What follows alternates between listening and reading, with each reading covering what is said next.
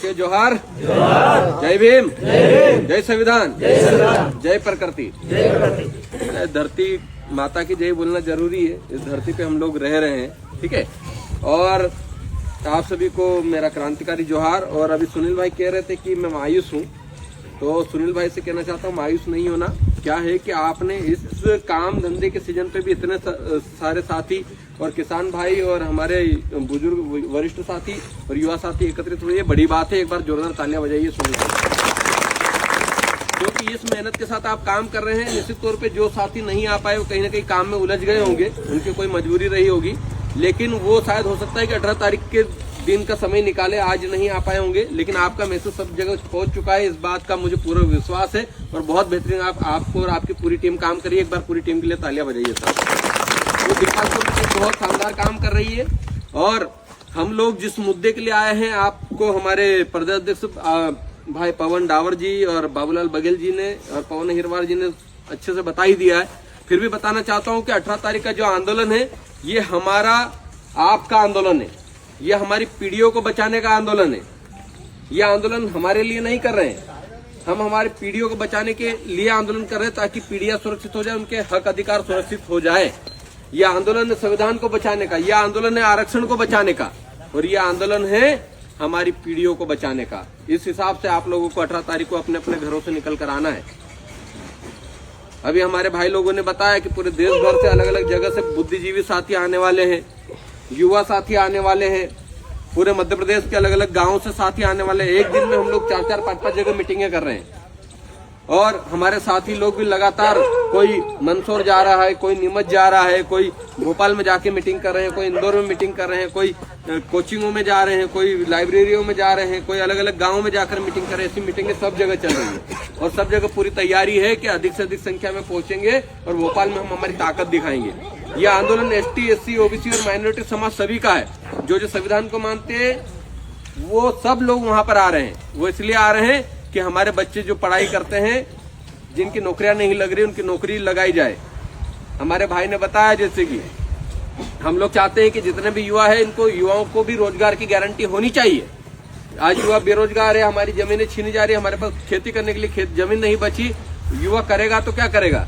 कंपनियों में जाते हैं, कंपनियों में उनके हिसाब से पूरा काम कराते हैं, फिर भी मजदूरी हमको सही नहीं मिल पाती है। अभी यहाँ का आपके देपालपुर का ही मामला था, जहाँ पर जमीनों पे जो लगभग कितने 136 बीघा के आसपास है ना, 150 बीघा के आसपास जो जमीन है, उस जमीन पे कुछ गैर आदिवासी लोगों ने बिना जमीन के मालिक के परमिशन की कब्जा कर लिया। जिस जमीन को हमारे बाप दादा घेरते हुए आए, जिस जमीन पर हमारे बाप दादा खेती करते हुए आए, उस जमीन को आज किसी और ने ले लिया। भाई ऐसे तो सब लोगों की जमीन छीन लेंगे। जमीन जब छीन लेंगे तो कभी दिन हमारे घर भी छीनने आ जाएंगे। छीनेगा वो ना, हम कहाँ जाएंगे फिर? जो हमारी जमीन, भाई मालिक हमें, हमको बेचना नहीं बेचना, हमारी जमीन किसी को देना नहीं देना, ये हमारी मर्जी है। भाई किसी की जमीन अगर आज हम लोग कभी कब्जा करने चले जाएंगे तो देगा क्या? नहीं देगा ना। तो हमारी जमीन पे कोई दूसरा आदमी आके कब्जा क्यों करेगा? तो इस बात की लड़ाई लड़ने के लिए हम लोग 18 तारीख को जा रहे हैं। ये बात इस बात की है कि 5वीं अनुसूची का क्षेत्र है हमारा, और 5वीं अनुसूची के क्षेत्र में चाहे मध्य प्रदेश या भारत में कहीं पर भी आदिवासी की जमीन गैर आदिवासी को ट्रांसफर नहीं हो सकती। उसकी मर्जी के बगैर, उसके पूछे बगैर, साथ ही साथ कलेक्टर की परमिशन लगती है कि क्यों बेच रहे हैं। इसके बावजूद भी हमसे पूछे बगैर वहाँ की, आपके जो गांव की, कौन सा गांव है? सिंधीपुरा कॉलोनी, वहाँ की 150 बीघा जमीन दूसरों ने कंपनी बनाने के नाम पे आप हड़पना शुरू कर दिया। भाई सुनील भाई और साथी आए थे, इनको हमने बताया भी था कि ऐसे ऐसे करना है। 18 तारीख के बाद हम लोग पूरा यहाँ पे उस जमीन को देखने के लिए भी जाएंगे और उस जमीन के लिए क्या हो सकता है उसकी कानूनी प्रोसेस भी करवाएंगे, क्योंकि हम लोग कानून को, संविधान को मानने वाले लोग हैं। हमको कोर्ट, हाई कोर्ट भी जाना पड़ेगा तो हमको हाई कोर्ट भी जाएंगे और कानूनी तरीके से उस जमीन को आपको वापस दिलाएंगे, क्योंकि लड़ाई जल जंगल जमीन की है। ये लड़ाई हमारे हक अधिकारों की है। जब हमारी जमीन छीनी जा रही है और हम लोग चुप बैठेंगे तो निश्चित तौर पे आपके घर भी छीन लिए जाएंगे, तब भी आप रोक नहीं पाओगे। और दूसरी चीज ये कि आज इनकी बारी है तो आपको साथ में खड़ा रहना है, कल को इनकी बारी आएगी तो आपको साथ में खड़ा रहना है। ये एकता बना के रखना है, तब हम लोग ये लड़ाई जीत पाएंगे। जब ये जमीन की लड़ाई की बात आएगी तो पूरा देपालपुर, हाथोद या आसपास का जितना भी क्षेत्र है, यहाँ के सब लोग घर से जब बाहर निकल जाएंगे तो जमीन को छोड़ के वो अगला आदमी भाग जाएगा और हमको वापस हमारी जमीन दे देगा। ताकत देखो, एकता में ताकत है। जहाँ संगठन हो, जहाँ जयेश आ जाता है, जयेश के लिए आप देख रहे हैं, आपके हर मुद्दों के लिए सुनील भाई हमेशा लड़ते हैं। हीरा भाई लड़ते हैं, साथ में आते कि नहीं आते, है ना। अब आप लोगों को भी अच्छा लगता है कि नहीं लगता जब पीला गमछा डाल के निकलते तो शहर वाले भी इज्जत से बात करते हैं ना, खुद तो मान सम्मान देते हैं। तो ये मान सम्मान अगर बना है तो ये जयेश की विचारधारा के कारण बना है। जयेश का पूरा काम क्या है, संवैधानिक हक अधिकारों को दिलाना और जहां जहां अन्य अत्याचार हो रहा है उसके लिए हमारे लोगों के साथ खड़े रहना, ये हमारा काम है और हम इसी बात की लड़ाई लड़ रहे हैं। और आप लोगों को पता होगा कि एक आईएएस कलेक्टर जो है, कलेक्टर ने मंच से कहा कि भाई आप आरक्षण पे बार बार हमला करते हैं तो एक काम करो भाई, रोटी बेटी का व्यवहार शुरू कर दो। जब रोटी बेटी का व्यवहार हम लोग शुरू करेंगे तब आप आरक्षण पे बोलना शुरू कर देना। उससे पहले तो आरक्षण जब समानता नहीं है, एक वर्ग मानता है कि मैं ऊपर हूँ और हम लोगों को नीचे समझते हैं, बोले कि ये तो आदिवासी है, दलित है, ये पिछड़े हैं, इनको मारो, इन पे पेशाब कर दो, इनको मल खिलाओ, इनको कुछ भी गाली गलौज कर दो, ऐसा ही करते हैं, है ना। तो भाई ऐसे में तो समानता नहीं आएगी। तो उसी की बात आइए संतोष वर्मा जी ने की और उन्हीं लोगों ने, कुछ ब्राह्मण लोगों ने उनका गलत बयान को गलत संज्ञा देकर, गलत अर्थ निकालकर मीडिया में चलाया और एक कलेक्टर को उनके पद से हटा दिया। ये इसलिए हुआ क्योंकि हमारे लोग, कुछ लोग, आप देखे होंगे आदिवासी और दलित हो, कुछ लोग कलेक्टर बने गिनती के, तो इनके पेट में दर्द होना शुरू हो गया। आज बताओ, हमारे लोगों को कांस्टेबल नहीं बनने दे रहे। आज कांस्टेबल की एग्जाम होती, वहां भी फर्जीवाड़ा हो जाता, पटवारी की एग्जाम होती, वहां भी फर्जीवाड़ा हो जाता, है ना। तो कलेक्टर बनना तो दूर की बात हो गई, कलेक्टर बनने लग गए और कलेक्टर बनकर बड़े पदों पर पहुंच गए तो उनको तकलीफ होने लग गई और वो आरक्षण पर, संविधान पर हमला करना शुरू कर दिए। वो बाबा साहब को गाली देना शुरू कर दिए, वो संविधान को जलाना शुरू कर दिए, बाबा साहब की फोटो जलाना शुरू कर दिए।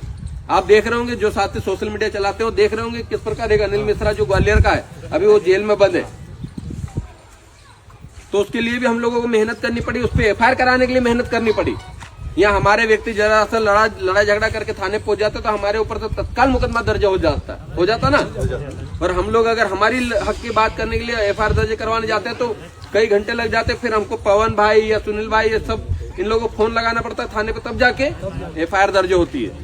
तो जब आपकी एकता आ जाएगी तो एकता में जब हम लोग ताकत दिखा देंगे तो ये नौबत नहीं आएगी। आप जिस दिन थाने पे खड़े हो जाओगे तो आपकी बात सुनी जाएगी, जिस दिन आप एसडीएम कार्यालय पे खड़े हो जाएंगे उस दिन आपकी एसडीएम भी बात सुनेगा, तहसीलदार भी बात सुनेगा। ताकत खड़ी करनी है आप लोगों को। तो इसलिए 18 जनवरी 2026 को रविवार का दिन है। एक दिन काम छोड़कर, जो साथी नहीं आ पाए उनको भी आप बताना, एक दिन काम छोड़कर आप सब परिवार सहित भोपाल पहुंचेंगे, क्योंकि बहुत बड़ी लड़ाई है। लगभग लाखों लोग वहां पर पहुंच रहे हैं। हम लोग चाहते हैं कि देपालपुर और आसपास के क्षेत्र, इंदौर से बहुत ज्यादा संख्या में साथी लोग पहुंचे।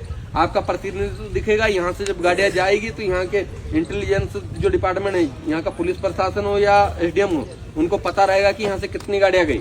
और अगली बार आप देखो फिर आपकी बात नहीं सुनी जाती तो बताना।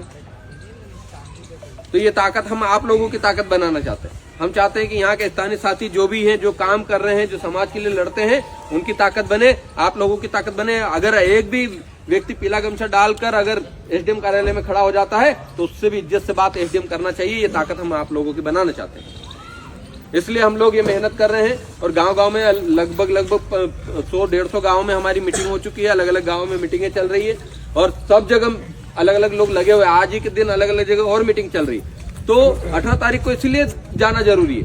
हम ST/SC OBC के बैकलॉग पदों की भर्ती, प्रमोशन में आरक्षण इसलिए जो अधिकारी बने, जो हमारे अधिकारी आज और भी कलेक्टर बन जाते हैं, लेकिन उनका प्रमोशन रोक दिया। कब से? 2016 से।